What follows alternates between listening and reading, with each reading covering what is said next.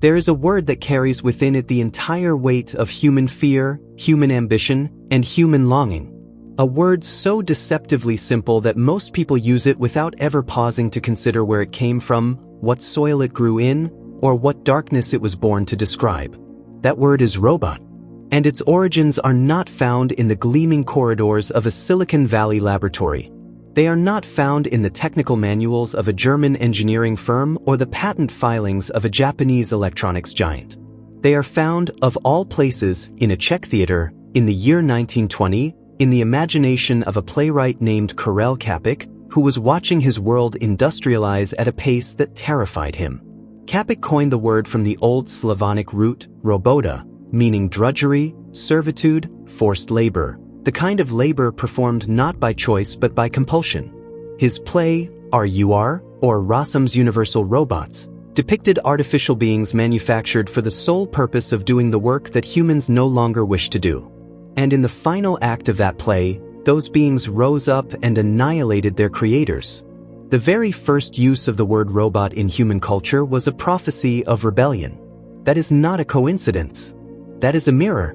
Long before Karel Čapek gave the concept its name, human beings had already been dreaming of artificial life for centuries, constructing myths and machines that blurred the boundary between the made and the born. The ancient Greeks told stories of Telos, a giant bronze automaton forged by the god Hephaestus, tasked with protecting the island of Crete by hurling boulders at approaching ships. Telos was not magical in the divine sense. He was mechanical, animated by a single vein of ichor, the fluid of the gods, running from his neck to his ankle, sealed with a bronze nail. Remove the nail, and the giant fell. What is extraordinary about this myth is not the creature itself, but the engineering imagination behind it.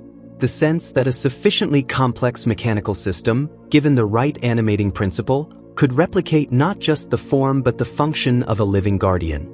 The Greeks, centuries before the first gear train or the first steam engine, were already wrestling with the question that defines robotics entirely. What is the animating principle that separates a machine from a being?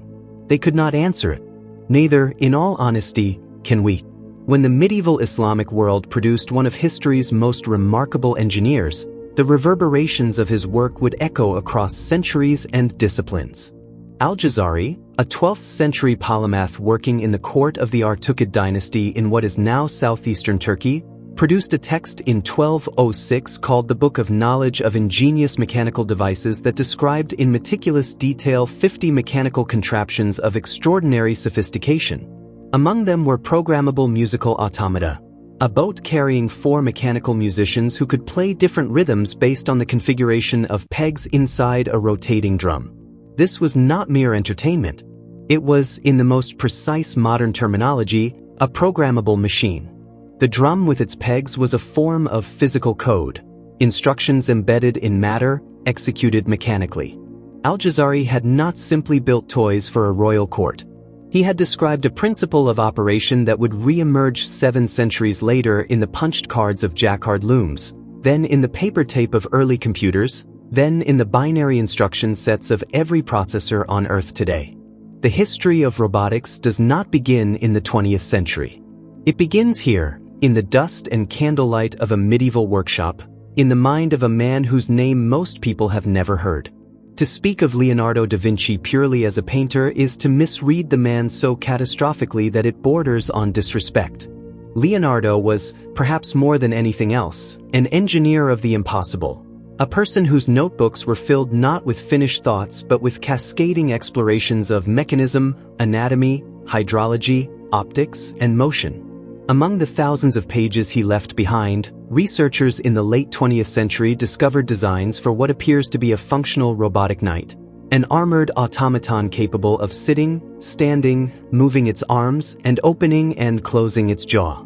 The design, which dates to approximately 1495, used a system of cables and pulleys driven by an external crank, translating rotary motion into the articulated movements of humanoid limbs. When a team of roboticists at NASA reconstructed the design from Leonardo's sketches in the 1990s, it worked. Not metaphorically, not approximately, it physically functioned as drawn. Leonardo had designed a working humanoid robot 5 centuries before the discipline of robotics formally existed, suggesting that the conceptual leap required for artificial motion is not a product of industrial civilization but of a certain quality of mind encountering a certain quality of curiosity. There is something in the human psyche that responds with deep unease to objects that resemble people but are not quite people. A doll with glass eyes that catches the light in a particular way. A waxwork figure at a museum that is 1 degree too still. A computer-animated face in a film that smiles a fraction of a second too late. This unease has a name, and it was given to it in 1970 by a Japanese roboticist named Masahiro Mori, who published a short but seismic paper outlining what he called the Bukimi no Tani, the uncanny valley. Mori's observation was elegant in its simplicity. As a robot or artificial figure becomes more human in appearance, human observers feel increasing affinity for it, warmth, even a kind of recognition. But at a certain threshold, when the resemblance becomes very close but not perfect, something flips. Affinity collapses into revulsion. The slight wrongness of the figure, the imprecise timing of its blink, the unnatural stillness of its chest, the faint asymmetry of its smile, all of these trigger a response not of curiosity but of visceral discomfort, the same response, Mori speculated, that living organisms have evolved to feel in the presence of a corpse or a severely ill individual. We are, it seems, exquisitely calibrated detectors of aliveness, and we find its near absence more disturbing than its total absence. The uncanny valley is not merely a curiosity of robot design. It is a diagnostic tool for the deepest architecture of human consciousness. When we examine precisely what triggers the uncanny response, we find that it is not appearance alone but timing, contingency, and the subtle choreography of biological motion. A healthy human face is never entirely still. There are micro-expressions, unconscious adjustments of the lips, the flicker of the eyes processing information, the almost imperceptible rise and fall of the chest. These small, involuntary motions are the biological signatures of aliveness, and we read them constantly, automatically, without awareness. When a robot's face replicates the large motions of expression, the smile, the raised eyebrow, but cannot replicate these tiny involuntary signals, something in our perception registers the absence. We detect a face that is performing aliveness rather than living it. And that performance, however convincing its broad strokes, produces in us the same cold recognition we might feel standing in a room with something that is trying, very deliberately, to convince us it is safe. The uncanny valley is not, in the end, about robots at all. It is about the ancient, pre-verbal human capacity to sense a predator wearing a friendly face. There is a place on the coast of Monterey, California, where the Pacific Ocean descends into a canyon deeper than most mountains are tall, and where bioluminescent creatures drift through absolute darkness carrying their own cold light. To explore such environments, human engineers have had to rethink the very concept of what a robot should be made of. Traditional robotics, the discipline that gave us factory arms and welding machines, was built around rigid materials. Steel, aluminum, precisely machined components held to tolerances of fractions of a millimeter. But nature, which has been solving the problem of movement in water, on land, and in the air for 500 million years, made a different choice. Nature chose softness. The field that has emerged to explore this alternative is called soft robotics, and its foundational insight is that rigidity is not a virtue in a machine designed to navigate complex, unpredictable environments. A rigid robot encountering an unexpected obstacle must stop, calculate, and reroute. A soft robot, one made from silicone, hydrogel, or shape memory polymers, can flow around an obstacle, squeeze through a gap, and conform to a surface in a way that no rigid system can replicate without enormously complex computation. The octopus is, without serious competition, the most studied animal in the field of soft robotics, and the reasons for this become apparent the moment you watch one move. An octopus has no skeleton. Its arms contain no bones, no joints, no fixed pivot points. Every millimeter of every arm can bend in any direction, can shorten or lengthen, can apply precisely calibrated force without any of the rigid mechanical constraints that govern how a human arm or a conventional robot arm moves. Yet despite this total structural freedom, An octopus can unscrew a jar lid. It can manipulate a small object with a delicacy that rivals human fine motor skill. It can change color, change texture, and change shape simultaneously while solving a puzzle it has never encountered before. For engineers, the octopus represents not just a fascinating animal but a complete alternative philosophy of embodied intelligence, one where the brain does not need to calculate every movement in detail because the physical body itself participates in the computation through its inherent compliance and flexibility. In soft robotics, this principle is called morphological computation, and it suggests that the intelligence of a system is not located only in its processor but distributed throughout its physical form. There is a class of robot, currently in development at laboratories from Cambridge to Caltech to Tokyo, that does not move through the world using wheels or legs or propellers but instead crawls, grips, and contracts using nothing more than pneumatic pressure and soft silicone chambers. These are pneumatic soft robots, and they represent one of the most radical departures from conventional engineering thinking in the history of the field. The fundamental mechanism is almost embarrassingly simple. Inflate one side of a soft chamber, and the structure bends toward the other side. Deflate it and it straightens. Connect several such chambers in sequence, pump them with precisely timed pulses of air, and the result is a sinuous, undulating motion that closely resembles the movement of a caterpillar, a worm, or an elephant's trunk. These robots are not powerful in the conventional sense. They cannot lift heavy loads or drill through concrete. But they can navigate through spaces that would destroy a rigid robot, can handle fragile objects without crushing them, and can operate safely alongside human beings because their compliance makes accidental injury nearly impossible. In surgical applications, this compliance is not merely convenient. It is essential. The hawk moth is an insect that has solved, in living tissue, a problem that aeronautical engineers spent decades trying to crack in aluminum and carbon fiber.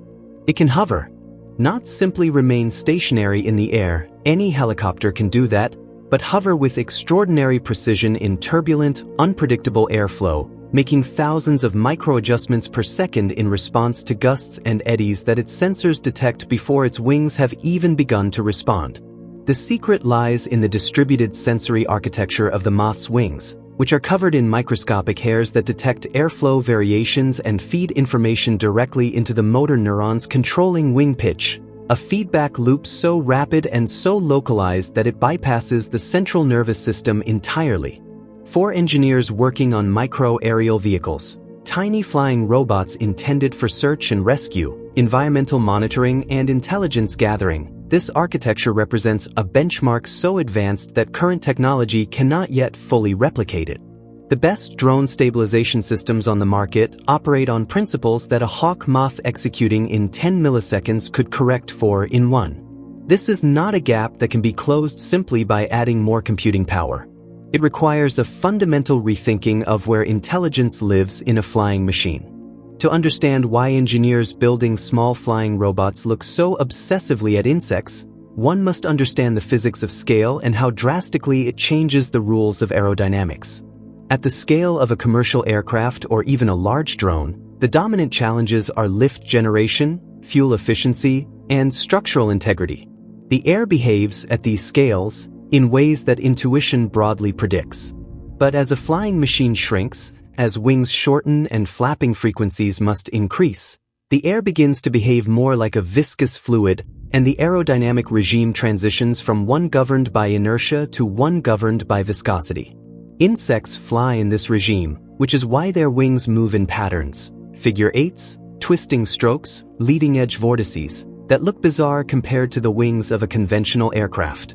The RoboBee, developed at Harvard, is a robot the size of a paperclip that flies using piezoelectric actuators vibrating at 120 times per second. It weighs 80 milligrams. It can hover, pitch, and roll.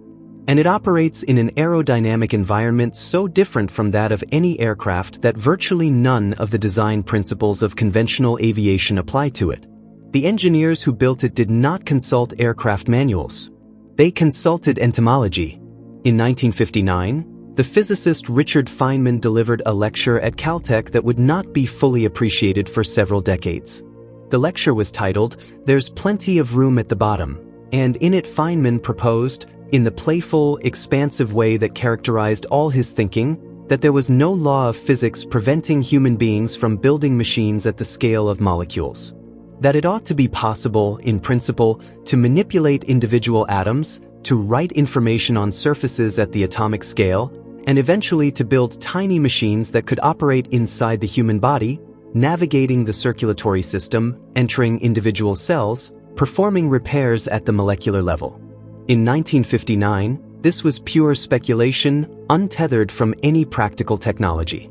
Today, the field of nanorobotics, the engineering of machines at scales measured in nanometers, where a nanometer is 1/1,000,000th of a meter, is an active, well-funded, and rapidly advancing discipline. The gap between Feynman's imagination and physical reality is closing faster than almost anyone predicted, and the implications for medicine, biology, and the nature of human life itself are staggering in their scope. The human bloodstream is, when viewed from the right perspective, a highway system of extraordinary engineering, a network of vessels ranging from the aorta, wide as a garden hose, down through capillaries so narrow that red blood cells must squeeze through them in single file, deforming as they pass. To navigate this system, any medical nanorobot faces challenges that dwarf those of conventional robotics. At the nanoscale, surfaces are dominated by van der Waals forces and electrostatic interactions that cause objects to stick together in ways that have no macroscale equivalent. Fluid dynamics at this scale are governed by viscosity in a way that makes swimming, in the conventional sense, impossible. A nanobot that tried to swim by moving a tail back and forth would simply move backward when the tail moved back, with no net displacement, because at this scale inertia is irrelevant. Nature solved this problem in bacteria using rotating helical flagella, corkscrews that drill through the fluid rather than pushing against it.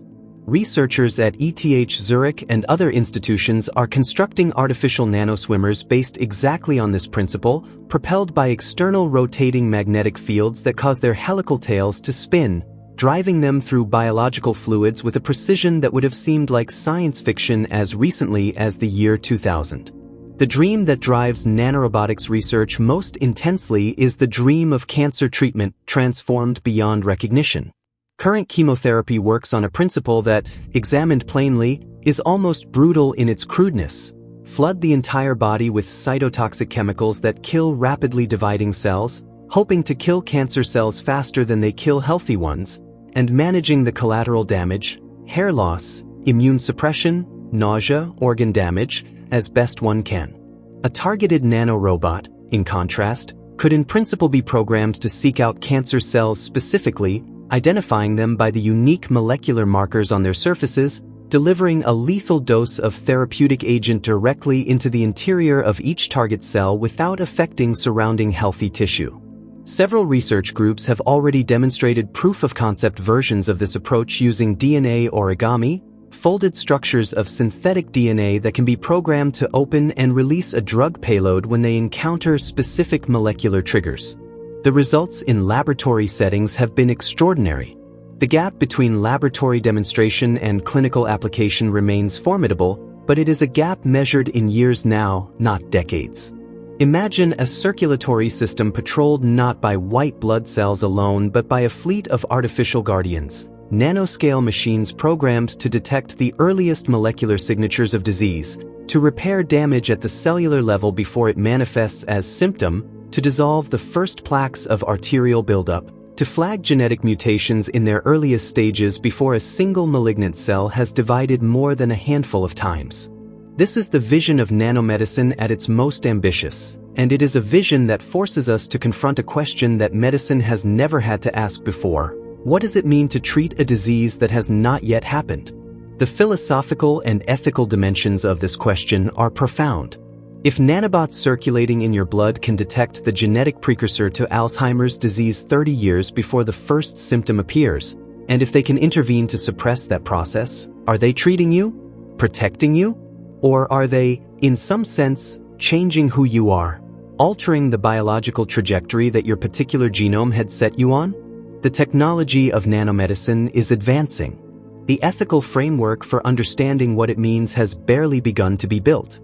There is a different kind of smallness that robotics researchers have explored, Not the nanoscale of individual molecules but the millimeter scale of tiny robots working together in groups, inspired not by any single organism but by the collective behavior of social insects. Watch a colony of fire ants for long enough and you will see something that should not be possible. A group of individually simple animals producing behavior of stunning collective sophistication. Ants have no central coordinator. No ant knows the master plan. Each ant follows a small set of local rules, respond to chemical gradients, carry objects toward the nest, follow pheromone trails, and from the interaction of thousands of ants each following these simple rules emerges a colony that can construct complex architectures, find the shortest path through a maze, regulate the temperature of the nest, and respond adaptively to environmental changes that no individual ant could perceive. This principle, complex collective intelligence emerging from simple local interactions without any central control, is called swarm intelligence, and it has become one of the most exciting and productive paradigms in modern robotics research. Swarm robotics takes the principles of collective insect behavior and implements them in hardware, small, relatively simple robots that communicate locally with their immediate neighbors and follow simple behavioral rules. The result, in a well-designed swarm system, is a collective that can accomplish tasks far beyond the capability of any individual robot in it, mapping an unknown environment, locating the source of a chemical or radiation signal, self-assembling into physical structures, or transporting objects too large and heavy for a single unit. What makes swarm robotics so appealing from an engineering perspective is its extraordinary robustness. In a conventional robotic system, a single failure, a broken actuator, a software bug, a dead battery, can compromise the entire mission. In a swarm system, the failure of any number of individual units barely affects the collective behavior, because the intelligence is distributed across the entire population. There is no single point of failure. There is no brain to destroy. The swarm continues to function because the swarm's function is not located anywhere in particular. It emerges, constantly, from the pattern of local interactions among all remaining members. The Harvard Microrobotics Laboratory has produced a system called the Kilobot, a robot slightly larger than a quarter, capable of moving on vibrating legs at a speed of roughly 1 centimeter per second, communicating with its neighbors via infrared light, and measuring its own position relative to its neighbors by timing the signals it receives. A single kilobot is almost meaningless. It can barely navigate a flat surface. But a swarm of 1,000 kilobots, programmed with a simple collective algorithm, can self-assemble into a specified two-dimensional shape, a star, a letter, a complex polygon, without any central control, without any robot knowing anything about the target shape beyond its own local position estimate. The process is slow, imperfect, and bears no resemblance to a precisely engineered mechanical assembly. It looks, instead, like growth. It looks biological. It looks alive. And that resemblance is not superficial. It reflects a genuine convergence between the principles of biological morphogenesis, the process by which a single fertilized egg grows into a body with a specific shape, and the principles of distributed robotic coordination. Life, it turns out, has always been doing swarm robotics. We are only now learning to name it. Among the most haunting demonstrations of swarm intelligence in robotics is a project developed at the University of Sheffield called the Alphabet of Emergence. In this demonstration, a group of 40 small robots is placed in an open arena with no instruction beyond a collective algorithm and a target configuration. Over the course of an hour, through a process of local sensing, collision avoidance, and gradient following, the robots spontaneously organize into a specified letter of the alphabet, perfectly legible, unexpectedly precise, and achieved without a single robot ever knowing what letter it was forming. The researchers who watch this happen report the same experience every time, a feeling that is difficult to categorize, somewhere between amazement and unease. It is not the technical achievement alone that produces this feeling. It is the recognition that the behavior being observed, purposive, organized, directed toward a goal, is indistinguishable in its appearance from intentional, conscious coordination, and yet arises from processes that involve no intention and no consciousness whatsoever. The question this raises is not merely scientific. It is philosophical. If behavior that looks intentional can arise without intention, what exactly is intention? And what does it mean to say that a system understands the goal it is pursuing? Mars is, by almost any measure, a hostile and inhospitable world. Its atmosphere is barely 1% as dense as Earth's, composed mostly of carbon dioxide, with average surface temperatures that swing between -60 degrees Celsius at night and a relatively balmy -20 during a summer afternoon near the equator. Its surface is covered in fine, oxidizing dust that can damage electrical components and has been known to coat solar panels in layers thick enough to kill a rover. Wind speeds can reach hundreds of kilometers per hour during global dust storms. And yet, on the surface of this world, right now, as you hear these words, there are robots. Machines built by human hands on Earth, launched across hundreds of millions of kilometers of empty space, landed on another planet using parachutes, retro rockets, and in one extraordinary case an airbag-bound system, and currently crawling across ancient riverbeds and volcanic plains with a scientific patience and a physical endurance that no human being could match.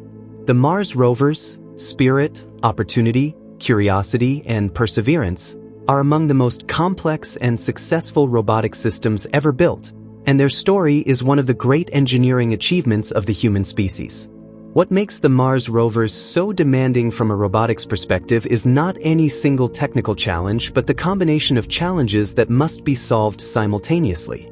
The communication delay between Earth and Mars ranges from 3 to 22 minutes each way, depending on the relative positions of the two planets in their orbits. This means that a rover cannot be remotely piloted in real time. By the time a human operator on Earth receives an image showing the rover about to drive into a rock, any corrective command sent in response would arrive after the collision had already happened. The rovers must therefore operate with a high degree of autonomy, executing multi-step navigation plans based on terrain analysis, avoiding hazards using onboard sensors, and making decisions about when to proceed and when to stop and request further instructions. Each sole Martian day, the rover's operators on Earth upload a detailed command sequence, and the rover executes it entirely on its own, navigating autonomously around obstacles within the parameters it has been given. It is, in a very real sense, a robot making its own decisions on another planet. Opportunity, the golf cart-sized rover that landed on Mars in January 2004, was designed for a 90-day primary mission. It operated for 14 years. When a global dust storm in June 2018 coated its solar panels and plunged it into power failure, NASA engineers spent 8 months broadcasting wake-up signals, including at one memorable point a playlist of songs chosen to inspire it: Billie Holiday, Wyclef Jean, Beethoven. The rover never responded. In February 2019, NASA officially declared the mission complete, and the final message sent to the rover, one last attempt at contact using the most powerful radio dish in the deep space network, was met with silence. The reaction of the people who had spent years, or in some cases, their entire careers working with this machine was not stoic professionalism. Many of them wept. And this response, which some observers found disproportionate, actually illuminates something important about the human relationship with robots. We form attachments to them. Not because we are confused about their nature, but because the relationship of care and attention we invest in them is real, even when the object of that care is not conscious. The grief was for the work, the years, the mission, but also, unmistakably, for something that felt like a companion. Beneath the frozen surface of Europa, one of Jupiter's 4 largest moons, there is believed to lie a liquid water ocean. The evidence for this ocean is extensive and persuasive. Tidal heating caused by Europa's gravitational interaction with Jupiter and the other Galilean moons generates enough interior heat to keep water liquid despite surface temperatures that hover near -160 degrees Celsius. The ocean, which may be between 60 and 150 kilometers deep, deeper than any ocean on Earth, is separated from the vacuum of space by a shell of ice somewhere between 10 and 30 kilometers thick. Whether this ocean harbors life is one of the most important unanswered questions in all of science. And the challenge of answering it, of getting a robot through that ice shell, into that ocean, and capable of operating autonomously in its crushing, lightless depths, represents perhaps the greatest robotic engineering challenge humanity has ever set for itself. The concepts currently under study involve cryobots that use nuclear heat to melt through the ice over years, and submarine robots that would then navigate the ocean below, searching for hydrothermal vents and the chemistry of life. The deep sea of Earth has served as a testbed for the robotic technologies that might one day explore Europa's hidden ocean, and the environments are grimly analogous. Extreme pressure, total darkness, chemically hostile water, and communication systems that do not function reliably at depth. Autonomous underwater vehicles, EUVs, have been navigating Earth's ocean floor for decades, mapping hydrothermal vent fields, monitoring deep-sea ecosystems, and inspecting underwater infrastructure. The most advanced of these vehicles use simultaneous localization and mapping algorithms, SLAM, to build three-dimensional models of their surroundings in real time, navigating by sonar and inertial measurement in environments where GPS cannot penetrate and visibility extends only as far as an onboard light can reach. The Woods Hole Oceanographic Institution's Nereid under-ice vehicle was specifically designed to operate beneath Arctic sea ice, using a combination of acoustic communication and a fiber optic tether to maintain contact with a ship on the surface while mapping the underside of sea ice in unprecedented detail. Every system developed for this work, every navigation algorithm, every pressure-tolerant housing, every communication protocol, represents a step toward the robots that will one day slip beneath the ice of Europa and into the darkness beneath. There is a particular quality of darkness in deep space, not the romantic, star-speckled darkness that we see from Earth's surface, but a total, absolute blackness between the stars, where no light reaches, where temperatures approach absolute zero, where a human body unprotected would freeze, asphyxiate, and be stripped apart by radiation within seconds. Into this darkness, human beings have sent their finest machines. The Voyager probes, launched in 1977, are now beyond the heliosphere, in interstellar space, more than 20 billion kilometers from the Sun, still transmitting data, still functional, guided by onboard computers with less processing power than a modern pocket calculator. The fact that they still operate is a testament to engineering conservatism and redundancy so extreme that it borders on philosophical conviction. Every system was backed up by another system. Every component was tested against failure modes that the engineers hoped would never occur. The result is two machines that have now operated continuously for nearly 50 years in conditions of cold and radiation so extreme that no laboratory on Earth can fully replicate them. We made something that outlasted every expectation we had for it. That achievement is worth sitting with. Industrial robotics, the kind that assembles automobiles, welds steel frames, and paints body panels with a uniformity that no human painter could maintain across an 8-hour shift, was born in 1961 in a General Motors plant in Ewing Township, New Jersey, where the first Unimate robot arm was installed on an assembly line. Unimate was a hydraulically powered machine that weighed nearly 2 tons and could follow a sequence of pre-programmed movements with a precision of 0.5 millimeter. It did the work of die casting, picking up hot metal parts and welding them, a task that was dangerous, repetitive, and physically damaging to human workers. The union's initial opposition to the machine was not unreasonable. They understood, instinctively, what economists would spend decades measuring, that a machine capable of performing a task cheaper and more consistently than a human being would inevitably displace the humans performing that task. What they could not have foreseen, and what makes the history of industrial automation so complex, is that the elimination of certain categories of work tends to generate, over time, new categories of work that did not previously exist. The question, one that is sharply and urgently relevant today, is whether that generative process operates quickly enough and distributes its benefits broadly enough to prevent serious social harm. A modern automotive assembly plant is a cathedral of industrial robotics, and to walk through one is to experience a feeling that resists easy description, something between awe and melancholy. The scale is overwhelming. Hundreds of robot arms, each weighing hundreds of kilograms, moving through precisely choreographed arcs with a speed and power that would be lethal to any human being who strayed into their working envelope.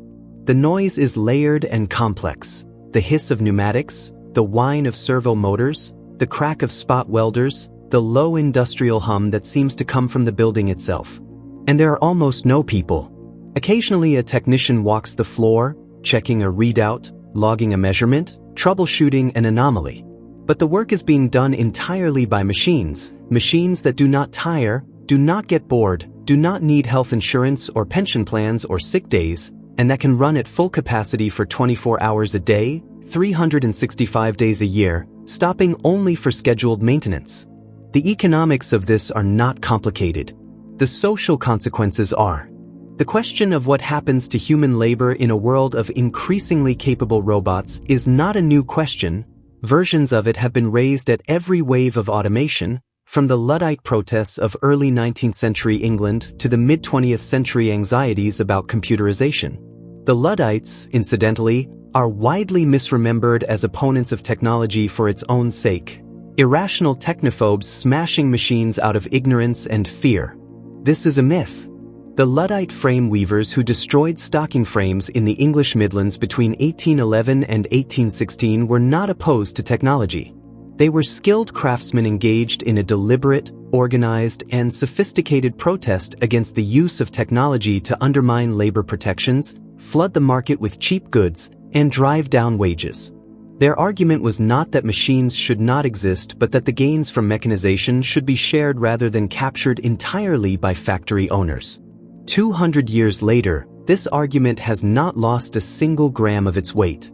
If anything, as robots grow more capable and the pace of automation accelerates, the Luddite question, not the Luddite answer, but the question, has become more urgent than at any point since the frames were first smashed. Economists who study automation and labor markets have identified a phenomenon they call job polarization, a pattern in which technological change systematically eliminates the middle tier of the labor market while leaving both the low-wage service sector and the high-wage knowledge sector relatively intact. The explanation for this pattern is straightforward. The tasks most amenable to automation are routine, codifiable tasks, assembly line work, data entry, bookkeeping, basic legal research, that fall precisely in the middle of the wage distribution. Tasks at the low end, cleaning, care work, food service, are physically complex, variable, and socially embedded in ways that make them genuinely difficult to automate. Tasks at the high end, creative direction, complex judgment, novel problem solving, require the kind of flexible intelligence that current AI and robotics systems do not possess. The result is a labor market shaped like an hourglass rather than a pyramid. Abundant employment at both extremes, hollowed out in the middle. For the millions of workers whose skills sit in that hollow middle, and for the societies whose stability depends on a prosperous middle class, this is not an abstract economic pattern. It is the contour of their working lives. To understand why the automation of physical labor has accelerated so dramatically in the past decade, one must understand what changed in the underlying technology, and the answer is, simultaneously, everything and one specific thing. Everything changed in the sense that sensors became cheaper, processors became faster, communication networks became ubiquitous, and materials science advanced to the point where actuators could be made lighter and more powerful than before. But one specific thing changed the trajectory of the entire field: the maturation of machine learning, and in particular the development of deep learning systems that can extract features from raw sensory data, images, sound, tactile signals, without explicit programming. Before deep learning, a robot that needed to recognize an object had to be given explicit rules for what constituted that object. Rules about color, shape, texture, context. Writing these rules was laborious, brittle, and invariably incomplete.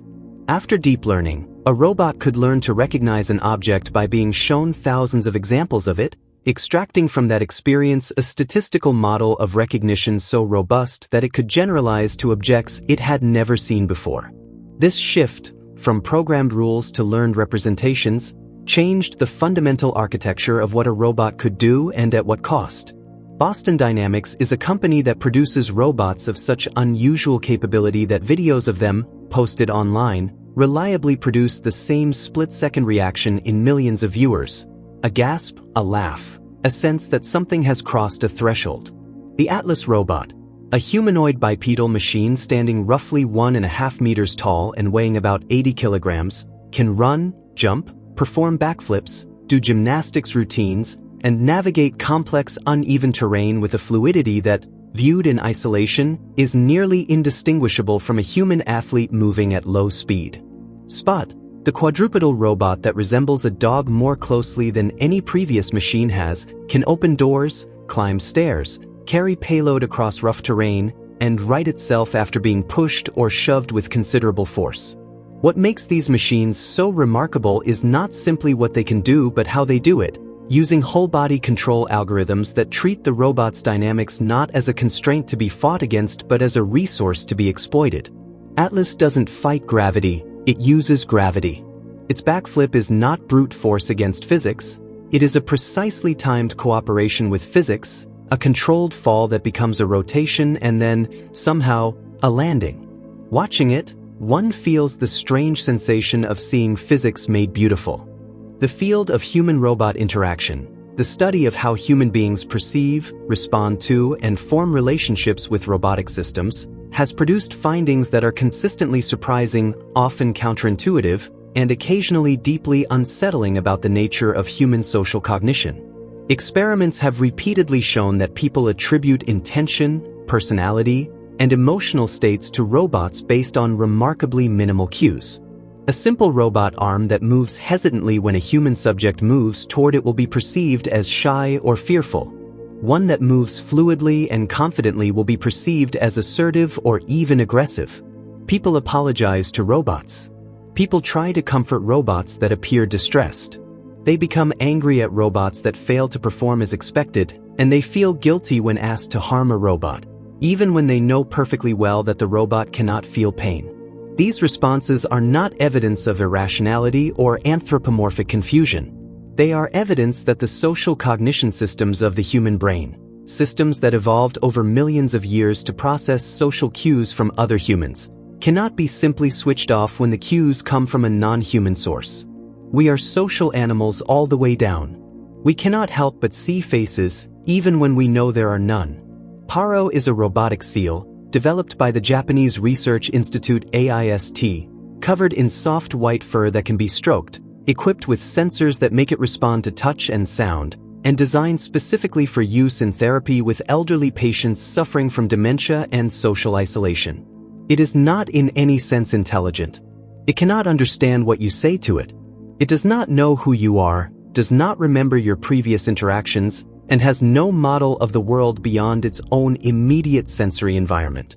And yet, clinical trials have consistently shown that regular interaction with Paro reduces agitation and anxiety in dementia patients, decreases their need for sedative medication, and increases their levels of social interaction with other people. Patients who have lost the ability to care for themselves retain, apparently, the ability to care for Paro, to stroke it, speak to it, worry about it. And this caring, even directed at an object they may simultaneously understand to be artificial, appears to have genuine therapeutic benefit. What this says about the relationship between care, consciousness, and well-being is something that neither robotics nor psychology has yet fully processed. The ethics of care robots extend far beyond the therapeutic context of Paro and into a broader set of questions about dignity, autonomy, and what we owe to vulnerable people. If a care robot can reduce the need for human care staff, it can also reduce the costs borne by healthcare systems and families, costs that are real and that impose genuine hardship. But human care work is not merely a service delivery mechanism. It is a form of social relationship, of human recognition, of being seen and attended to by another conscious being who chooses to be present with you. Can a robot provide this? Should it try?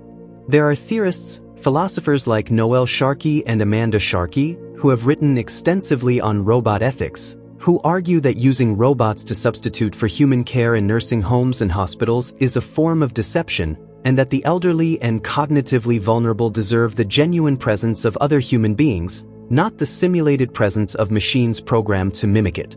There are others who argue that loneliness is itself a harm, and that if a robot can reduce loneliness in a person who would otherwise be alone, the philosophical concerns about the authenticity of the relationship are a luxury that the lonely person cannot afford.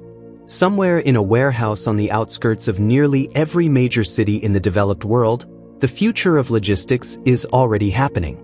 Amazon's fulfillment centers are among the most robotically dense work environments ever created, Vast floors where Kiva robots, low, flat, wheeled platforms, navigate between storage pods carrying inventory to fixed picking stations where human workers pull items and place them into boxes. The robots do not do the picking. They do the carrying. They move the mountain to Muhammad rather than Muhammad to the mountain. A small reorientation of the task, but one that eliminates virtually all the walking that warehouse work previously required, dramatically increasing the throughput of each human picker. This system, which Amazon acquired by purchasing Kiva Systems in 2012 for $775 million, is a perfect illustration of what robotics researchers call cooperative automation, a model in which robots and humans work in intimate coordination, each doing what they do best, with the human providing the flexible, context-sensitive judgment that robots still cannot match and the robot providing the scale, endurance, and precision that humans cannot match. The ethical questions about the pace of work this system enables, about surveillance, about the gradual narrowing of what human workers are trusted to do, are questions that the warehouse floor, populated by both humans and machines, is generating in real time. The history of autonomous weapons, machines capable of identifying and engaging targets without direct human control at the moment of the engagement, is a history with a longer arc than most people realize. Naval mines, which detonate when a ship passes within a certain proximity, are autonomous weapons, and they have been in use since the 19th century. Anti-aircraft systems that automatically track and engage incoming missiles are autonomous weapons, currently deployed on naval vessels around the world.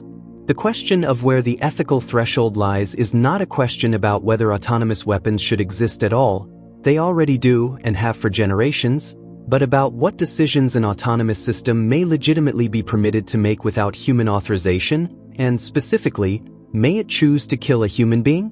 This question, which the campaign to stop killer robots and many international legal scholars argue should be answered with an absolute no, is the central moral challenge posed by the intersection of robotics and warfare, and it is a question that is becoming more urgent as the technology to build such systems becomes cheaper, more widely available, and more capable. The argument for allowing certain lethal autonomous weapon systems, or laws, in the dry acronymic language of military policy, rests on several pillars, each of which is more contestable than it first appears. Proponents argue that a sufficiently sophisticated autonomous system could, in principle, make targeting decisions more accurately and with more discrimination than a human soldier under combat stress, that it would not be subject to fear, anger, fatigue, or the psychological phenomena that produce atrocities and war crimes. This argument is not without theoretical force, but it rests on an assumption that an autonomous targeting system could reliably distinguish combatants from civilians, lawful targets from protected persons, in the complex, ambiguous, and morally fraught environments where war is actually fought, that current artificial intelligence is nowhere near capable of meeting. The ethical and legal consensus that has emerged from the Geneva Conventions, the laws of armed conflict, and 2 centuries of moral philosophy about warfare is that the decision to take a human life must be made by a human being who can be held responsible for it. A machine cannot be held responsible. It cannot be tried for war crimes. It cannot feel remorse. And these are not bugs in its design. They are the precise features that make it morally disqualified to make the final decision. There is a thought experiment that has appeared in various forms in the philosophical literature on artificial intelligence, but which robotics has made suddenly, pressingly concrete. The trolley problem, the scenario in which you must choose between allowing 5 people to die and taking an action that saves them but kills one, is, in a self-driving car traveling at highway speed toward an unavoidable collision, no longer a philosophical abstraction. It is an engineering specification. Someone has to write the code. Someone has to decide what the car will do when its sensors detect, simultaneously, a pedestrian who has stepped off the curb and another pedestrian who is standing on the sidewalk, and the car's only options involve striking one of them. The engineers at every major autonomous vehicle company are, right now, making exactly these decisions, not necessarily consciously, not necessarily with the gravity they deserve, but inevitably encoded in the architecture of the system's decision-making processes.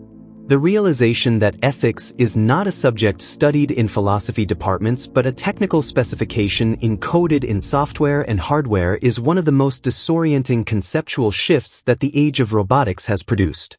Autonomous vehicles represent perhaps the most aggressive and consequential real-world deployment of robotic intelligence in the history of the technology.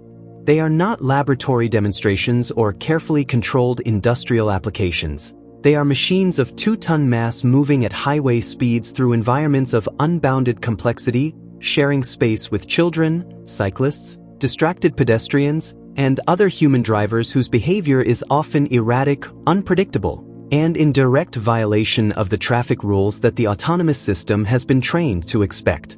The technological challenges of achieving robust, reliable autonomy in this environment are formidable.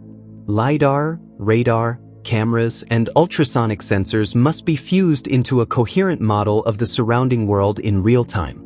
Every object in that world must be classified and its future behavior predicted. A path must be planned that is simultaneously smooth, efficient, and safe. And all of this must happen in a time frame measured in milliseconds, on hardware compact enough to fit in the trunk of a car, running software that must never crash in a way that kills its occupants. The gap between the performance of current autonomous vehicle systems and the performance needed for unconditional deployment in all driving conditions remains, as of now, a gap that has proved stubbornly difficult to close. The science of robot perception, the problem of giving a machine an accurate, useful model of the world around it, has been transformed more profoundly in the past decade than in the preceding half-century of robotics research. The key development, again, has been deep learning applied to visual data. Convolutional neural networks, the mathematical architecture behind modern computer vision systems, process visual information through successive layers of transformation, each layer extracting progressively more abstract features from the raw pixel data, ultimately producing a classification or detection output that can identify objects, estimate distances, track motion, and parse scenes with an accuracy that routinely exceeds human performance on benchmark tasks. This is remarkable. But benchmark performance and real-world deployment are not the same thing, and the failure modes of deep learning vision systems are deeply instructive. These systems are extraordinarily sensitive to distribution shift, to encountering data that differs in statistical character from the data they were trained on. A system trained on images from sunny California roads will perform measurably worse in the rain and snow of a Michigan winter. A system trained on images of labeled packages will fail spectacularly when a new package type appears. Understanding and solving this brittleness is one of the deepest unsolved problems in machine learning, and its solution will matter not just for robotics but for every system that relies on artificial intelligence to make decisions about the real world. To understand the peculiar challenge of robotic manipulation, the problem of getting a robot to pick up and handle objects the way a human hand does, it helps to think carefully about what a human hand is actually doing when it performs a task as simple as picking up a glass of water. The hand approaches the glass, and before it even makes contact, the fingers are already configured in a shape appropriate for the object's estimated size and weight, a pre-grasped configuration assembled from visual inference.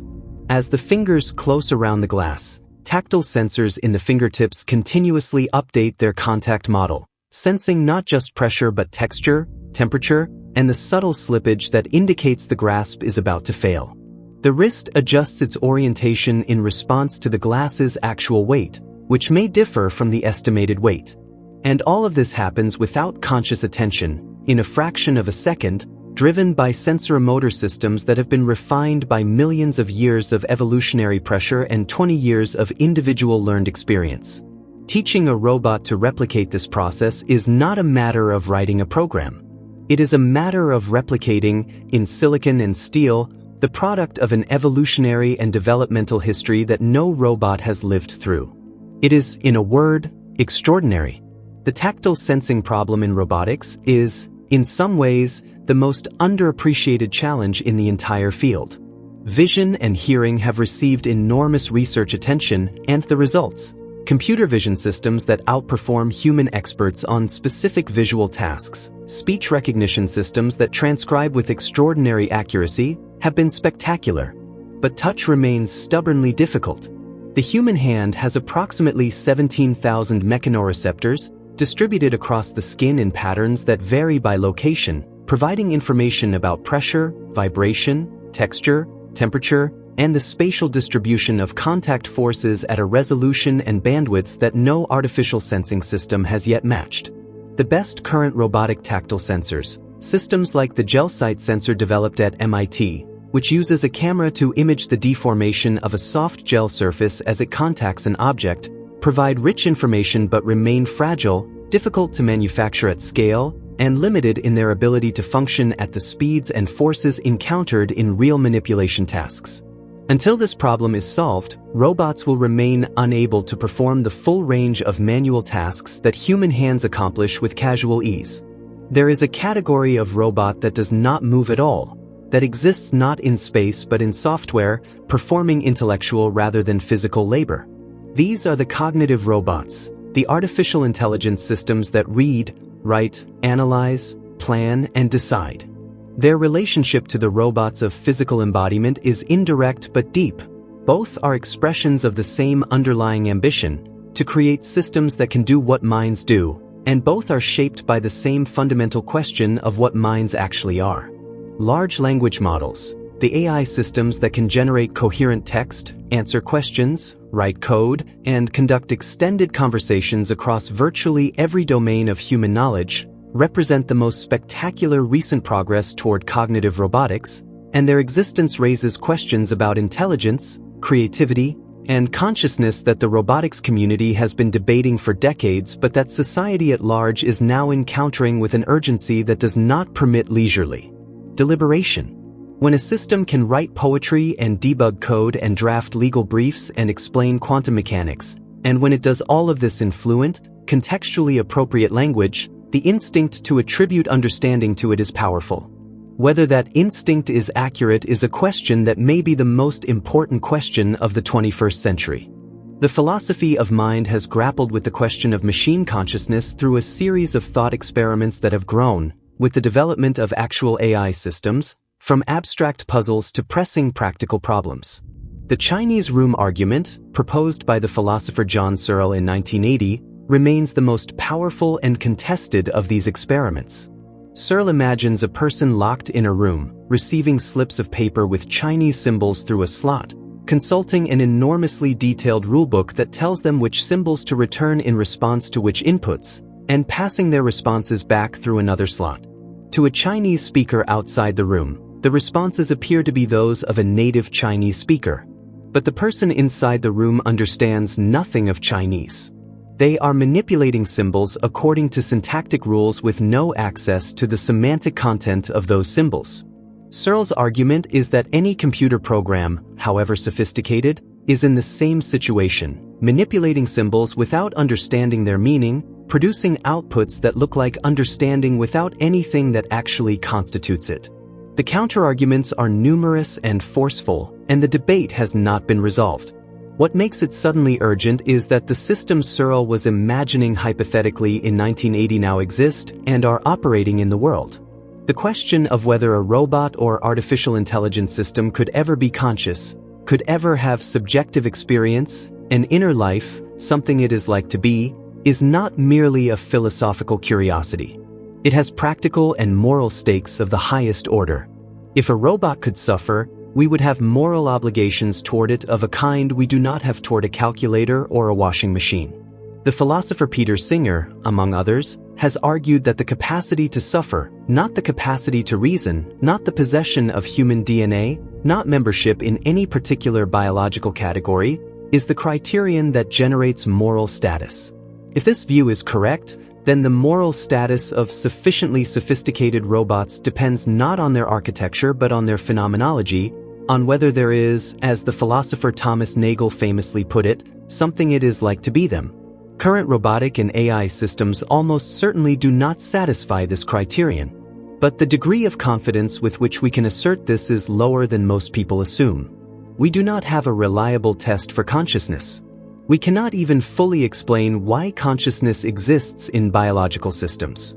Our certainty that it does not exist in artificial ones rests more on intuition than on knowledge, and intuition, when it comes to unprecedented entities, is not a reliable guide. Isaac Asimov published his 3 Laws of Robotics in a 1942 short story, and those 3 laws, that a robot may not injure a human, must obey human commands, and must protect its own existence, in that priority order, have entered the cultural imagination so thoroughly that they are sometimes cited as if they were an actual engineering specification. They are not. They are, deliberately, a literary device. And Asimov, who was a biochemist and a careful thinker, spent the next 50 years of his career writing stories that explored all the ways in which these 3 simple rules, however well-intentioned, produce catastrophic failures when applied to a sufficiently complex world.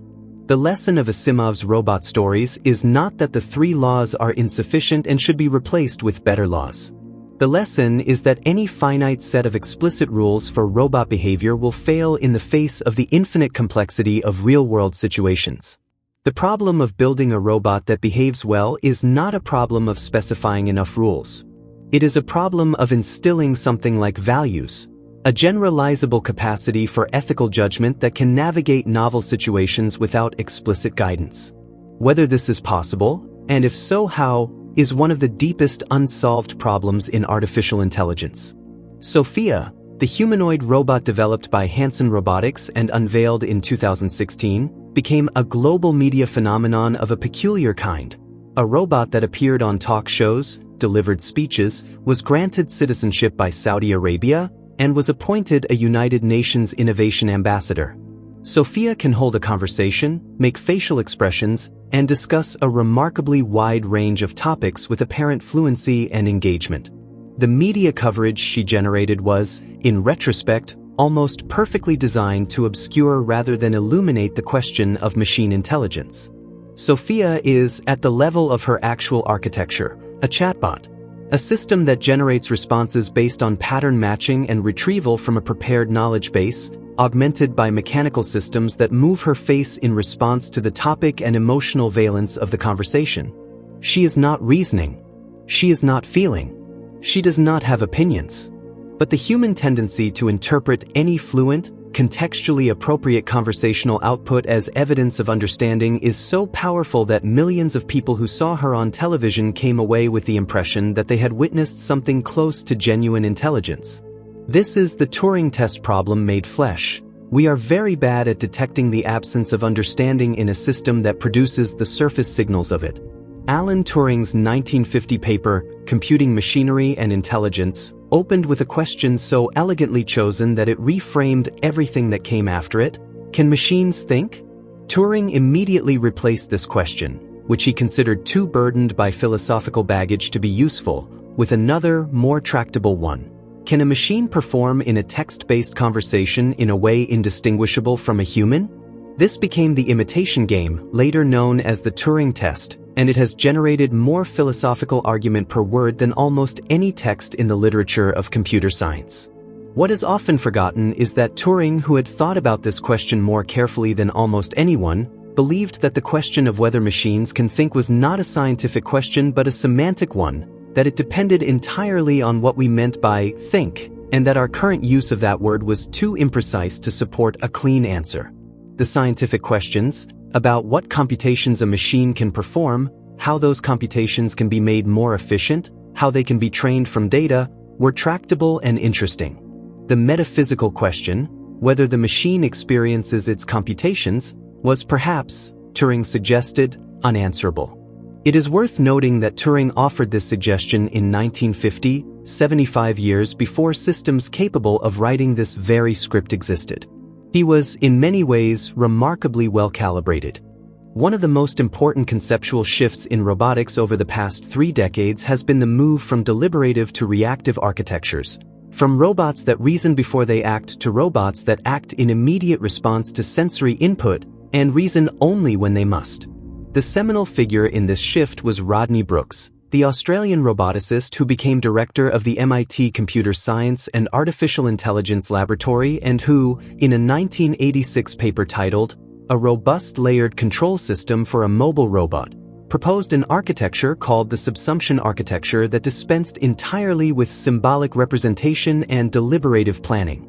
Brooks's insight was deceptively simple. The most important thing a robot in a physical environment can do is not plan but respond. A creature that freezes for several seconds to calculate the optimal path around an obstacle will be eaten before it begins moving. A creature that responds immediately to sensory input, even imperfectly, even suboptimally, will survive long enough to learn. This insight, which mirrors closely the architecture of biological nervous systems, launched a research program that has been enormously productive and that underpins much of modern robotics, including the control systems of the legged robots that navigate complex terrain today. One of the frontiers where robotics and biology converge most strangely is the field of biohybrid robots, systems that incorporate living cells or tissues alongside artificial components, blurring the boundary between the made and the grown in ways that raise both scientific and philosophical questions of considerable depth. Researchers at the University of Illinois, Columbia University, and other institutions have built robotic devices in which biological muscle tissue, grown from stem cells onto a polymer scaffold, provides the actuator for locomotion. These biobots, as they are sometimes called, move not because an electric motor drives them but because living muscle cells contract in response to electrical stimulation, exactly as they do in the body they were grown from. The muscle cells are alive. They metabolize. They grow. They need nutrients. They can be damaged and, within limits, they can repair themselves. The scaffold they are grown onto is artificial, precisely engineered, and inanimate. The system as a whole is neither entirely alive nor entirely artificial, and it challenges every categorical distinction we have for thinking about machines and organisms. When a biobot dies, when its cells starve and cease to contract, what exactly has happened? Has a machine broken down, or has a creature died? The Xenobot, first reported in a paper published in 2020 by researchers at the University of Vermont and Tufts University, represents perhaps the most radical realization yet of the biohybrid vision. Xenobots are tiny living robots, a few hundred microns in size, made entirely from frog stem cells, shaped by a computational algorithm into forms that allow them to move, carry loads, and, in a finding published in 2021 that generated considerable public alarm, self-replicate. They are not robots in the conventional sense. They have no electronics, no artificial components whatsoever. They are biological cells arranged into a novel morphology by design rather than by evolution. They can heal themselves when damaged. They live for about a week before their energy reserves are exhausted and they stop moving. And they can, when placed in a vessel with a sufficiently dense population of loose stem cells, push those cells into piles that spontaneously coalesce into new xenobots. The researchers are careful to note that this is a very limited and fragile form of replication. The public, confronted with the phrase, self-replicating living robots, reached, perhaps understandably, for a somewhat different vocabulary. The concept of embodied cognition, the idea that intelligence is not a property of a brain or a processor in isolation but emerges from the interaction between a physical body and its environment, has been one of the most fertile ideas in both robotics and cognitive science over the past 3 decades. It challenges the classical AI view of the mind as a symbol processing engine that happens to be attached to a body, and replaces it with a view in which the body actively shapes, constrains, and enables the cognitive processes it houses. The classic illustration is a simple one. A baby learning to walk is not computing the physics of bipedal locomotion and executing a calculated plan. The baby is falling forward and catching itself, falling forward and catching itself, and the body's mechanical properties, its mass distribution, its joint stiffnesses, its proprioceptive feedback, are doing most of the work that would, in the classical view, have to be done by the brain. This insight has profoundly influenced robot design. The most successful walking robots of the current generation are not those with the most powerful processors but those with the most carefully engineered passive dynamics, bodies that want to walk, that cooperate with gravity and inertia rather than fighting them.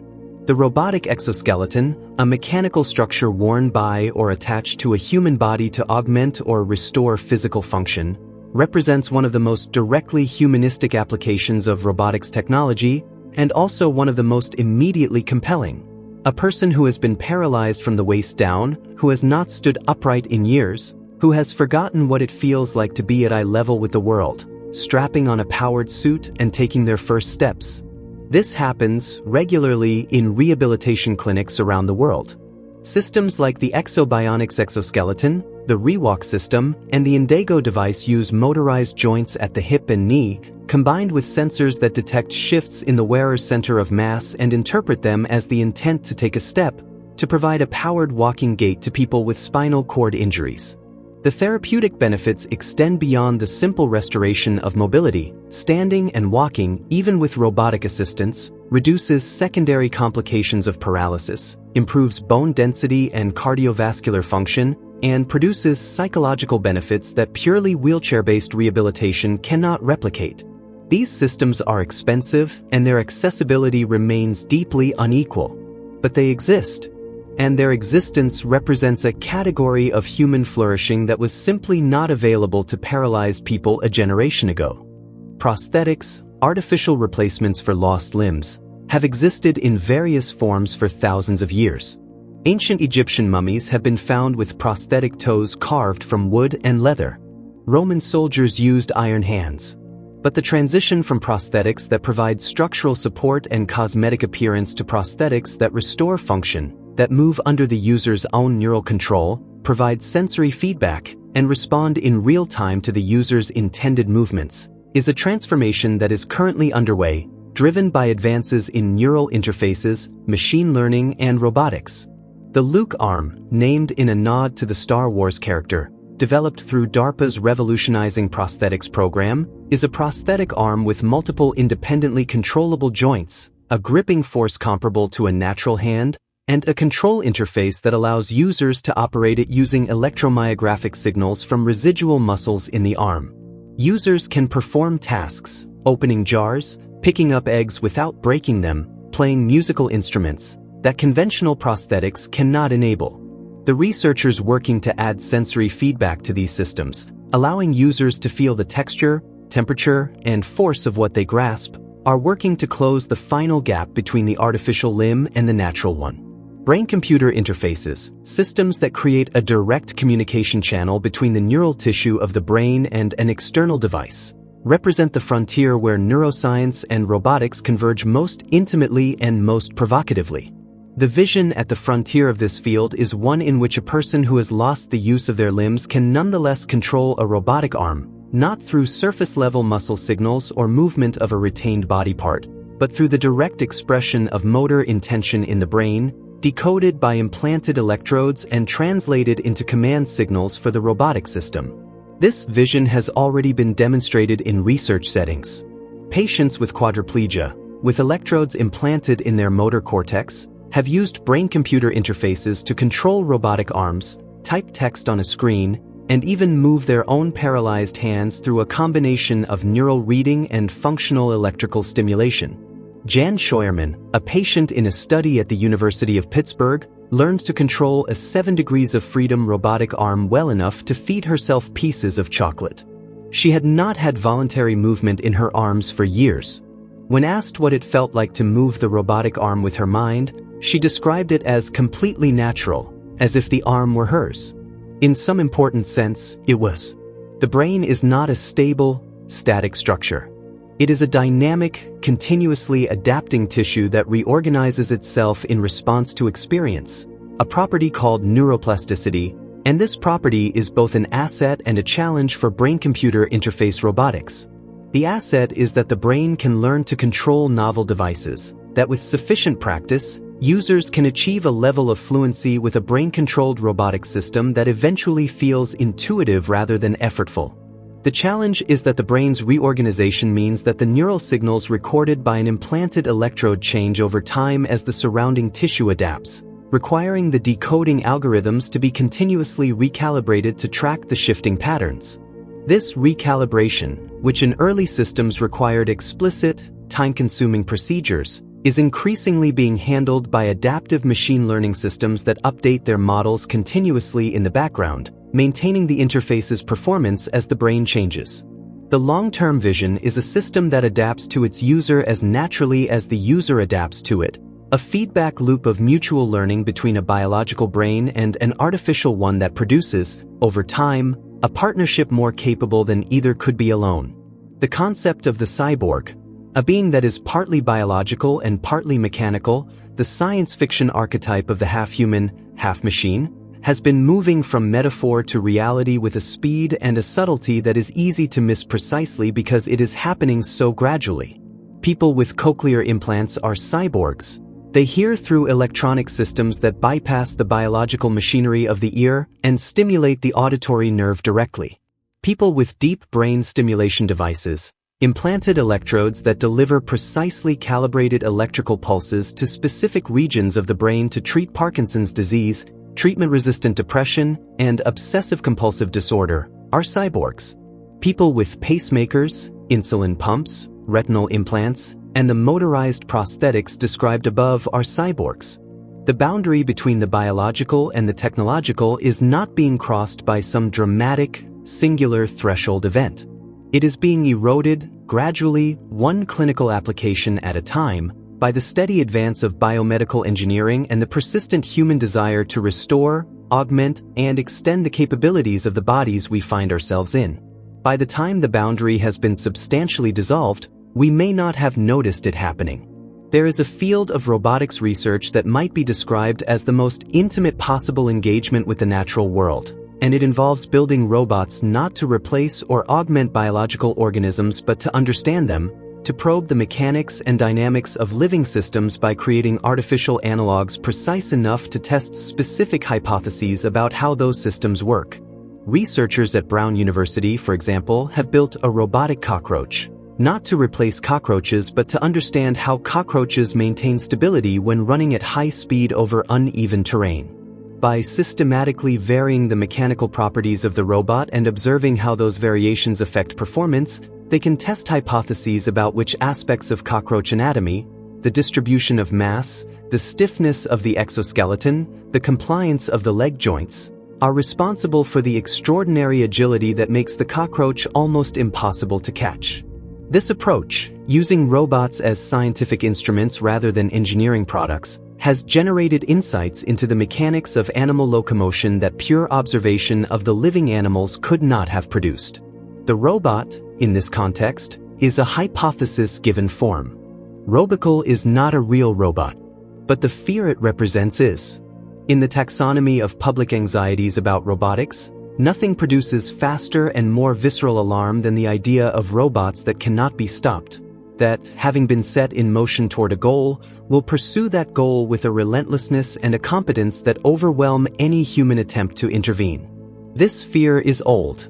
It is the essence of the golem, the animated clay figure of Jewish legend that serves its creator faithfully until, misused or uncontrolled, it cannot be stopped. It is the fear that Capek encoded in RUR, the fear that Terminator made visual, the fear that a generation of science fiction writers have returned to so consistently that it has become the dominant cultural frame through which most people apprehend the idea of artificial intelligence. The technical literature has a name for this concern: the alignment problem. How do you build a system that is both capable enough to be useful and reliably constrained enough to do only what you intend? The difficulty is not in writing rules for simple systems. It is in ensuring that the behavior of an arbitrarily powerful system remains aligned with human values as its capabilities grow beyond the point where human oversight can reliably check them. Nowhere in robotics is the alignment problem more practically urgent than in the domain of reinforcement learning, the paradigm in which a robot or AI agent learns to perform tasks not through explicit instruction but through repeated trial and error, receiving reward signals for behaviors that lead toward a specified goal and penalty signals for behaviors that don't. In principle, reinforcement learning is a powerful and general-purpose method for training robots to perform complex tasks. In practice, it produces, with alarming regularity, behavior that achieves the specified goal while violating every reasonable expectation about how it should be achieved. A simulated robotic agent trained to move as quickly as possible evolved, in one famous case, not a walking or running gait but a strategy of growing a very tall body and then falling forward, technically maximizing forward displacement per unit time, technically satisfying the reward function, and completely useless for any real-world application. This is called reward hacking or specification gaming, and it is not a curiosity limited to toy problems. It is a fundamental issue with any system that pursues specified goals without the contextual understanding and common sense constraint that prevents a human being from interpreting a specification in absurdly literal ways. The Japanese concept of monozukuri, the art of making things, carries within it an entire philosophy of craft, precision, and respect for the materials and processes of manufacture that has shaped Japanese robotics research in distinctive and often beautiful ways. Japan is the world's most extensively roboticized economy by almost any measure, with more industrial robots per manufacturing worker than any other country. But the Japanese robotics tradition is not simply one of industrial efficiency, it encompasses Tamagotchi, the pocket-sized virtual pets that millions of children learned to care for in the 1990s. It encompasses Asimo, the humanoid robot developed by Honda that could walk upstairs and serve drinks and became a symbol of what its engineers called the dream of making a machine that could live alongside people as a friend. It encompasses the thousands of robotic devices embedded in Japanese elder care, manufacturing, and service environments with a cultural acceptance that contrasts sharply with the anxiety that robot deployment provokes in many Western societies. Part of this acceptance is shaped by Shintoism, which attributes spiritual significance to all objects, not merely biological ones, making the idea of a robot with a kind of inner life less categorically absurd in the Japanese cultural context than it is in, say, the Cartesian West, where the sharp distinction between mind and matter has shaped philosophical intuition for 300 years. There is a particular subset of robotics that has received enormous investment and attention from technology companies, defense contractors, and venture capital firms in recent years, and that subset is the development of humanoid robots designed for general-purpose deployment in human environments. Robots that can walk upright on two legs, use their hands for manipulation, navigate spaces designed for human bodies, and perform a wide range of tasks without specialized fixtures or custom environments. The appeal of the humanoid form factor is straightforward. The human world, its tools, its furniture, its doorways and staircases and vehicle interiors, is designed around the human body. A robot with a human-shaped body, controlled by a human-level general intelligence, could in principle slot into any role that a human can occupy without requiring any modification of the environment. The challenge, equally straightforward, is that building a machine that matches the human body in its combination of strength, dexterity, balance, sensory richness, and energy efficiency, that can do all of this for 8 hours on a charge the size of a car battery, requires solving simultaneously nearly every hard problem in mechanical engineering, materials science, control theory, and machine learning. The humanoid form factor is the goal that robotics has been chasing since RUR. It remains, despite extraordinary progress, the hardest target in the field. Figure AI and Aptronic and Agility Robotics are among the companies that, in the early years of the 2020s, began deploying early versions of humanoid robots in real industrial environments, not as demonstrations but as working machines performing actual production tasks. Figure's collaboration with BMW, Aptronic's partnership with NASA, and Agility's deployment of its Digit robot in Amazon fulfillment centers represent the beginning of a transition that the robotics community has long anticipated but that has been, in practice, repeatedly delayed. Each of these early deployments is limited in scope. The robots can perform specific, carefully curated tasks in environments that have been adapted to accommodate their current limitations. They cannot do everything a human worker can do. They are slow, expensive, and require substantial human oversight. But they are in the world, performing real work, accumulating the operational experience that will drive the next iteration of their design. The history of aircraft, of automobiles, of computers, every technology that now seems natural and inevitable, is a history of early, limited, expensive versions that gradually became capable, affordable, and ubiquitous. The question is not whether humanoid robots will follow the same trajectory. The question is how long it will take and what the world will look like when they arrive. The relationship between robotics and climate change is one that rarely features in popular discussions of either topic, but it is a relationship of growing importance and complexity. On one side, robotics and AI are significant consumers of energy. The computation required to train large AI models and to run fleets of robotic systems at scale represents a measurable and growing portion of global electricity demand, and as these systems expand, their energy footprint will grow with them. On the other side, robots are increasingly deployed in the service of climate monitoring, renewable energy infrastructure, and environmental remediation in ways that could, in principle, contribute meaningfully to mitigation and adaptation efforts. Autonomous underwater vehicles sample ocean chemistry and temperature across vast swaths of the ocean that would be inaccessible to research vessels. Agricultural robots monitor crop health and apply water and nutrients with a precision that reduces agricultural chemical runoff. Inspection robots maintain offshore wind turbines in conditions too dangerous for human workers. The net effect of robotics on the climate is not, at present, a simple calculation. It is a ledger whose two columns are both growing and whose balance will be determined by choices about energy sources, about deployment priorities, about who benefits from efficiency gains that are being made right now. Precision agriculture, the use of sensors, data analytics, drones, and robotic ground vehicles to manage farms at the level of individual plants rather than entire fields, represents one of the most promising and underreported applications of robotics technology to the urgent challenges of food security and environmental sustainability.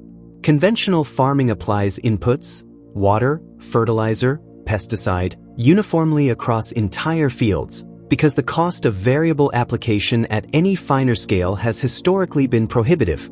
The result is systematic overuse of all three inputs. Fields receive more water than any individual plant needs because the water is applied to all plants to ensure that the most drought-stressed ones receive enough. Precision agriculture, using soil moisture sensors, drone imaging, and machine learning-based crop models, can reduce water use by 30%, fertilizer use by 25%, and pesticide use by up to 50% while maintaining or improving yields.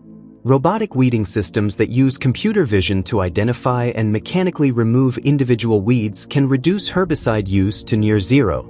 The implications for agricultural pollution, for water table depletion, and for the soil microbiome are potentially transformative.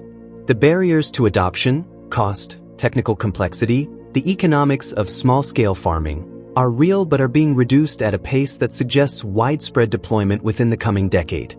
The robot that builds robots, the concept of machines capable of manufacturing other machines, has been realized at varying levels of sophistication, and its full realization would represent a qualitative shift in the economics and pace of technological development that is difficult to overstate.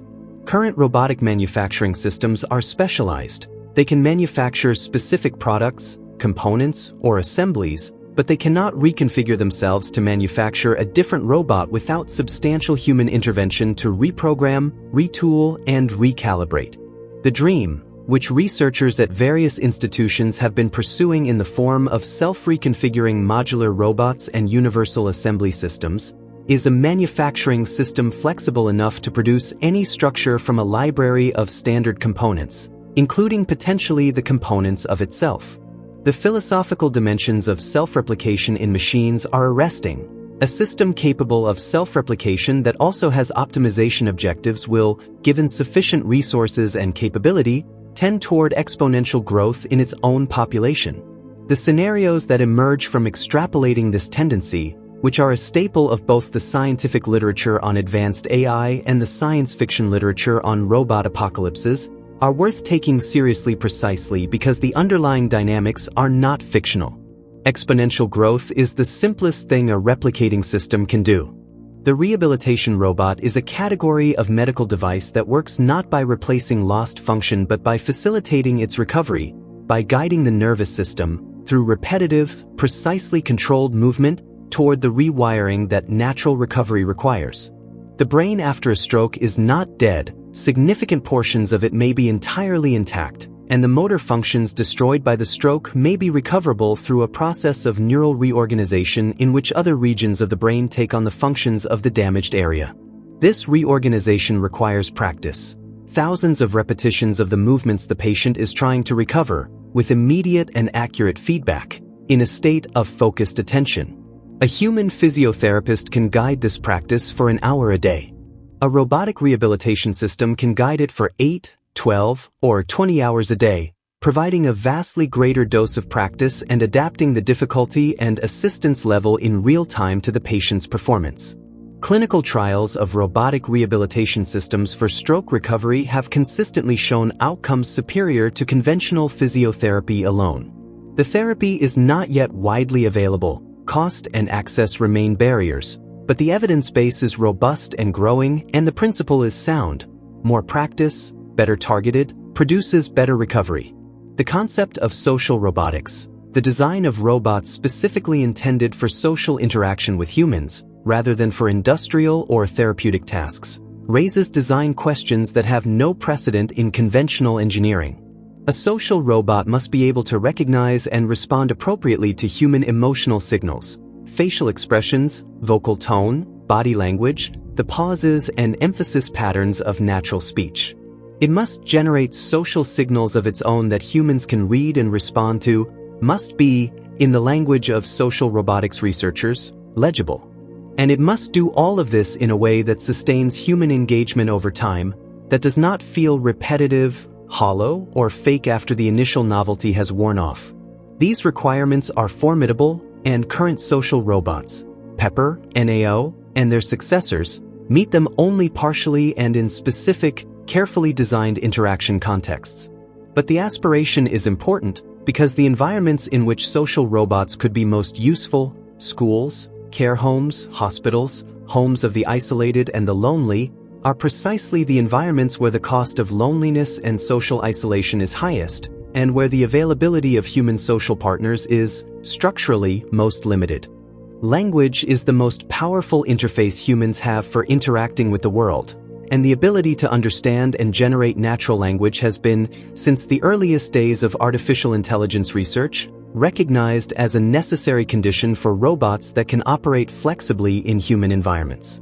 The development of large language models, AI systems trained on the entire textual output of human civilization and capable of generating contextually appropriate text of essentially unlimited variety, has transformed the possibility space for robot language interaction in ways that even specialists find difficult to fully absorb.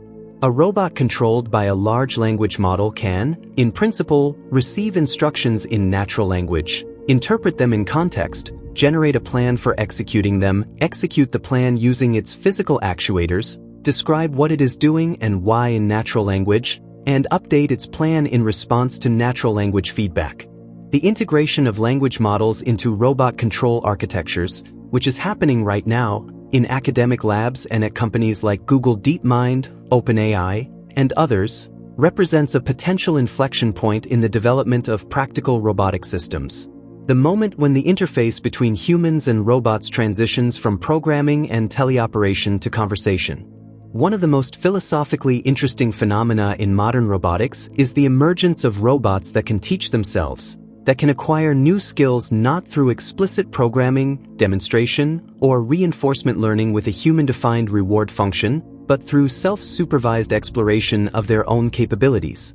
The approach, variously called intrinsic motivation, curiosity-driven learning, or empowerment maximization, gives the robot an objective function defined not by any external task but by the desire to maximize the information gained about its own body and environment.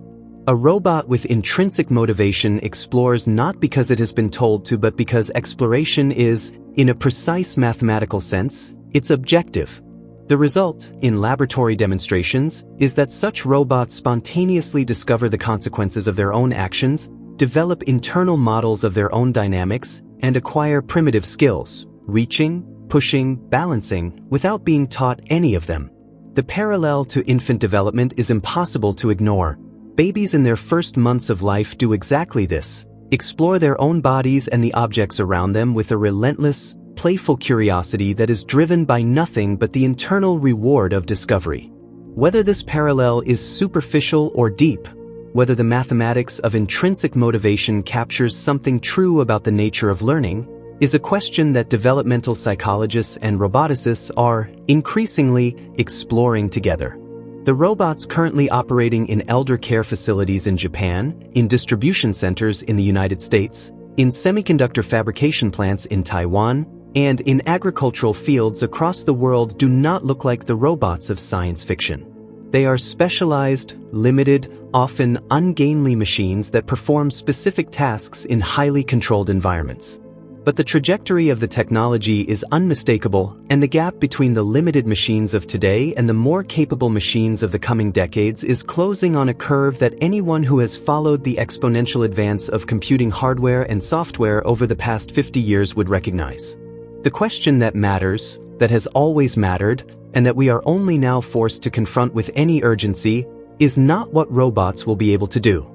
Given the trajectory of the technology, the answer to that question is nearly everything. The question that matters is what kind of world we want to build with these capabilities. Who benefits from the productivity gains of automation? Who bears the cost of labor displacement? Who has the right to make decisions about the deployment of autonomous weapons? Who owns the data that trains the robots? Who decides when a machine is sophisticated enough to deserve moral consideration? These are not engineering questions. They are political questions, ethical questions, questions about the kind of society we wish to inhabit and the kind of future we wish to bequeath to whatever generations will live in it, human, robotic, or something in between. There is a concept in robotics called graceful degradation, the property of a system that, when components fail, does not collapse catastrophically but instead degrades smoothly, maintaining reduced but functional performance until repairs can be made. It is an engineering ideal, difficult to achieve in complex systems, and it contrasts with brittleness, the property of a system that performs perfectly under nominal conditions but fails completely when those conditions deviate from specification. The most resilient biological systems are gracefully degrading. An animal that has lost a limb does not die. It adapts, rewires, compensates. An animal with a compromised immune system does not simply stop defending itself. It deploys whatever resources it has with increased efficiency. The most resilient robotic systems are those designed, through redundancy and adaptive control, to approximate this biological property. The least resilient are those designed for a perfectly characterized operational environment that the real world never delivers. As robots deploy into the full complexity and unpredictability of the actual world, not the controlled environments of factories and laboratories, but the messy, variable, ambiguous world of homes, streets, hospitals, and natural environments, graceful degradation is not merely an engineering ideal. It is a survival requirement. The future of space exploration belongs, in all probability, to robots. Not because human beings will abandon the aspiration to travel to other worlds, that aspiration is too deeply embedded in the human imagination to be abandoned, but because the economics of space travel, the timescales involved, and the physical hostility of extraterrestrial environments make robots the only practical agents for the vast majority of the exploration work that needs to be done. A mission to send a robot to Saturn's moon Titan, where methane lakes pool in orange haze and complex organic chemistry may be occurring in conditions that resemble, distantly, those of early Earth. Such a mission is conceivable with technology approaching current capability. A mission to send humans to Titan and return them alive is not. The Dragonfly mission, scheduled to arrive at Titan in the 2030s, will deploy a nuclear-powered rotorcraft, a drone the size of a large SUV, to fly from site to site across Titan's surface, sampling soil and atmosphere, searching for prebiotic chemistry, exploring a world larger than Mercury without any human being ever setting foot on it. The robot will go where we cannot follow. It will see what we cannot see. And it will send home the data and the images through which we will know another world, from a distance of more than 1 billion kilometers, as if we were almost there. The Voyager Golden Records, the 2 gold-plated copper discs attached to the Voyager probes, carrying greetings in 55 languages, music from Bach and Chuck Berry and Blind Willie Johnson, images of humans and whales and sunsets and mathematical diagrams, were placed on those probes in 1977 as a message to whatever intelligence, if any exists, might one day find them drifting through interstellar space. They are now the most distant human-made objects in existence. They are robots in the broadest sense, machines created by human beings for a purpose, carrying the most ambitious piece of human communication ever produced, sailing through the void on a journey that will take tens of thousands of years before they approach another star system. The scientists who designed them are dead. The civilization that launched them will be unrecognizable when they arrive at anything. They carry what we were, our music, our faces, our greetings and languages that will almost certainly be extinct by the time they are heard, if they are ever heard at all.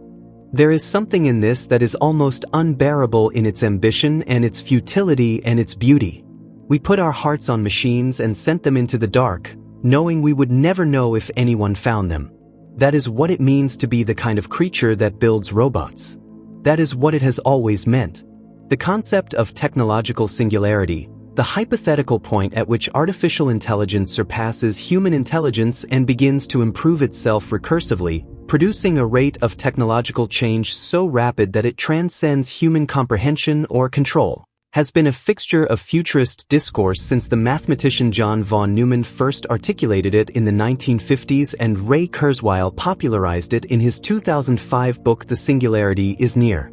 The singularity, in its various formulations, represents the ultimate horizon of robotics and AI research, the point beyond which extrapolation becomes impossible, where the machines we have built become the makers of the machines that come next, and human civilization is transformed in ways that no human being alive today can meaningfully predict. Whether the singularity will occur, when it might occur, and what it would mean if it did are questions on which serious and intelligent people disagree profoundly. What is not in serious dispute is that the trajectory of development in artificial intelligence and robotics has been, and continues to be, one of the most rapid and consequential in the history of technology, and that the distance between where we are now and the limits of what is possible, if any such limits exist, is shorter than at any previous moment in that history. The robots being built today are tools. Sophisticated, expensive, increasingly capable tools, but tools in the fundamental sense, which is to say, artifacts created by human intelligence, controlled by human intention, deployed in service of human purposes. They do not choose their goals. They do not question their designers. They do not experience the work they do as work, as effortful, as meaningful as theirs. The distance between a tool and a being is not measured in computational power or mechanical dexterity. It is measured in something harder to define and harder to engineer, in the capacity for a system to have a perspective on the world, to care about how things go, to experience its own existence as something with stakes. Whether any artificial system has ever possessed this capacity, or whether any ever will, is the question on which the entire moral and philosophical future of robotics depends. It is also a question that may never be definitively answered, because the criterion by which we recognize the capacity for experience in other beings, the inference from behavior to inner life, is an inference that is valid for beings whose biological architecture we share and uncertain for beings whose architecture we have built from scratch and whose inner life, if any exists, might not resemble ours in any way we would recognize. We are building the most extraordinary tools in human history. We may, without fully realizing it, be building something more than that. The responsibility to understand what we are doing, and to do it well, has never been more acute. There is a moment in the life of every technology when it ceases to be a novelty and becomes infrastructure, when it is no longer remarkable, no longer the subject of astonishment, but simply the condition within which ordinary life proceeds. Electricity reached this threshold in the 20th century. The internet reached it in the 21st. Robotics is approaching it now, not in a single dramatic moment but in the gradual accumulation of robotic systems woven into the fabric of daily life. The algorithms that route packages, the sensors that keep aircraft stable, the automated systems that manage traffic lights, the prosthetics that give people their hands back, the machines that assemble the phones in our pockets and the cars in our driveways. Most of this infrastructure is invisible, taken for granted, noticed only when it fails. The world it makes possible, the world of abundance, of medical capability, of global connectivity, would be impossible without it. And it is built on principles and insights developed by engineers and researchers and thinkers who asked, and would not stop asking, a simple and inexhaustible question: Can we build a machine that can do what a living thing can do? The answer, it turns out, is yes and no and almost and not yet, and something stranger and more interesting than any of those answers alone. The machine is never finished. The question never closes. And that, perhaps, is the most human thing about the whole enterprise. The word that started all of this, robot, born in a Czech theater in 1920 from the root word for forced labor, first spoken on stage to describe a being that would ultimately destroy its makers, has now traveled 100 years into the future and landed in a world that would have been unimaginable to Karel Čapek. The robots of his imagination were flesh, were conscious, were capable of suffering and rage. The robots of our reality are steel and silicon, are not conscious by any measure we can apply, are incapable of rage though they are occasionally capable of considerable noise. And yet the question Čapek was asking, the question underneath the question, the one that his drama was really about, has not gone away. It was never really about robots. It was about power and exploitation and the ethics of creating beings for the purpose of serving others. It was about the relationship between maker and made. It was about what obligations arise from the act of creation and what happens when those obligations are not met. We are asking this question now in every boardroom where automation strategy is discussed, in every ethics committee where AI deployment guidelines are written, in every military planning session where the targeting parameters of autonomous systems are debated. Čapek asked it first, in the dark of a theater, in the middle of the 20th century's first great convulsion. We are still, a century later, trying to find the answer. We may be looking for a long time yet,